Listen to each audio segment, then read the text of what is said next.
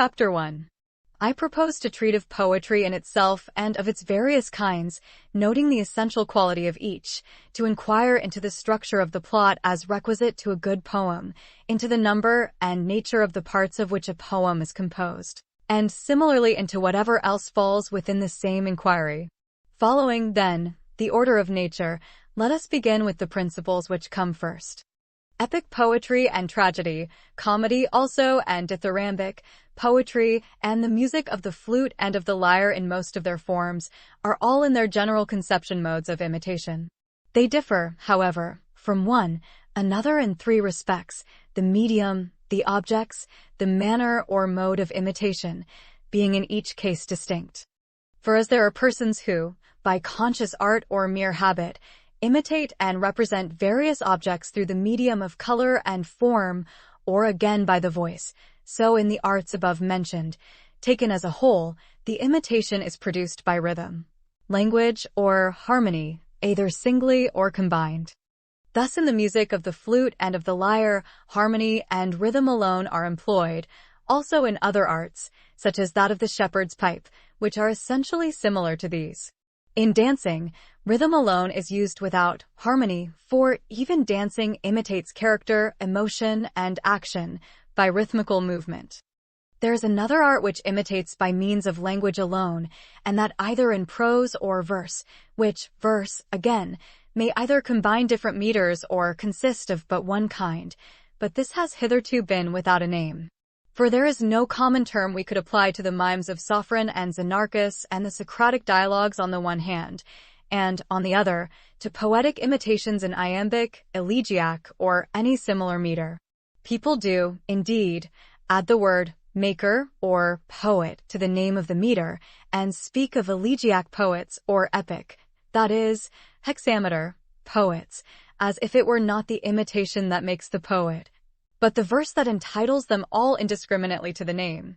Even when a treatise on medicine or natural science is brought out in verse, the name of poet is by custom given to the author, and yet Homer and Empedocles have nothing in common but the meter, so that it would be right to call the one poet, the other physicist rather than poet. On the same principle, even if a writer in his poetic imitation were to combine all meters, as Karimin did in his Centaur, which is a medley composed of meters of all kinds, we should bring him too under the general term poet. So much then for these distinctions. There are, again, some arts which employ all the means above mentioned, namely, rhythm, tune, and meter. Such are dithyrambic and gnomic poetry, and also tragedy and comedy, but between them the difference is that in the first two cases these means are all employed in combination, in the latter, now one means is employed, now another. Such, then, are the differences of the arts with respect to the medium of imitation. Summary and reflection of Chapter 1. In the opening section of the Poetics, Aristotle embarks on an exploration of the core nature of poetry and its diverse forms. His intention is to delve into the intrinsic qualities of each type of poetry, scrutinize the plot structure crucial for a commendable poem, examine the components constituting a poem, and explore any other facets encompassed by this inquiry. Aristotle proposes commencing with the foundational principles, identifying epic poetry, tragedy, comedy, and dithyrambic poetry, alongside the music of the flute and lyre, as distinct modes of imitation. Aristotle highlights their differences in terms of medium, the objects being imitated, and the mode of imitation. These art forms deploy rhythm, language, or harmony, either individually or in combination, for their imitation. For instance, the music of the flute and lyre relies solely on harmony and rhythm, while dancing employs only rhythm without harmony. Aristotle introduces an art that relies solely on language for imitation, whether in prose or verse, and laments its lack of a proper name. Poets are often categorized based on their meter rather than the essence of their imitation. Aristotle also acknowledges arts that utilize all the mentioned means, rhythm, tune, and meter, such as dithyrambic and gnomic poetry, tragedy, and comedy. However, the distinction lies in how these means are employed. In the first two, they work together, while in the latter, one may be used at a time. This establishes a foundation for comprehending the diverse mediums of imitation in different art forms. Practical exercises. Writers. Experiment with different narrative structures and plot devices, paying attention to how they impact the overall flow of your story.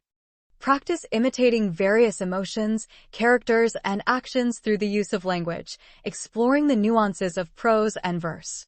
Composers. Experiment with combining rhythm, tune, and meter in your compositions, mimicking the combined use of these elements in dithyrambic and gnomic poetry. Create pieces where different means of imitation are employed alternately, reflecting the variation found in tragedy and comedy. Actors. Try speaking a dramatic or comedic monologue in rhythm, somewhat similar to what a rapper might do. Work on finding the natural rhythm of the words. Next, try to chant the monologue, taking natural breaths to accomplish the same thing as above. Dancers. Develop dance routines that focus solely on rhythm, showcasing how rhythmic movement alone can convey character, emotion, and action. Explore the combination of rhythm and harmony in your choreography, drawing inspiration from arts like dithyrambic poetry. These exercises allow practitioners to embody Aristotle's principles, fostering a deeper understanding of the diverse mediums of imitation and encouraging creative exploration within their respective art forms.